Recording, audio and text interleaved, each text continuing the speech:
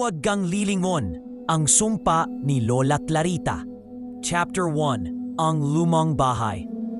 Tatlong magkakaibigan, sina Marco, Elaine at Jigs, ang bumisita sa lumang bahay ng lola ni Marco sa probinsya.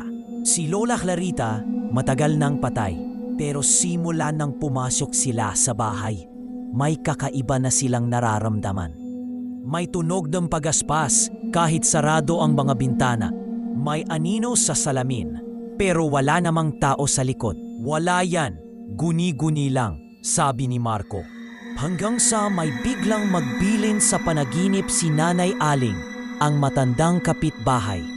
Huwag na huwag kang lilingon kapag tinawag ka ni Lola Clarita.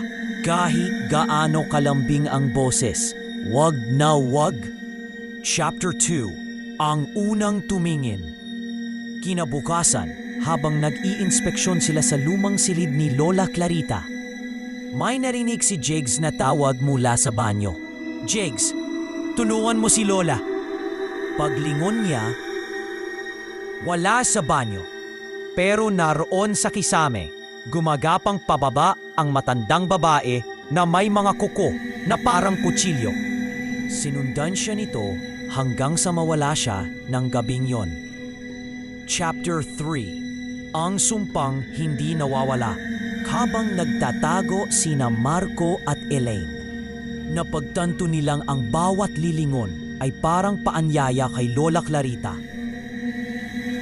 At sa bawat taong tumitingin sa kanya, kinukuha niya ang kaluluwa para mapanatili ang anyo niya. Hindi pala basta-basta multo si Lola.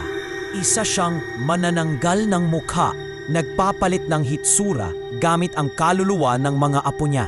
Chapter 4, Ang Huling Paglilingon.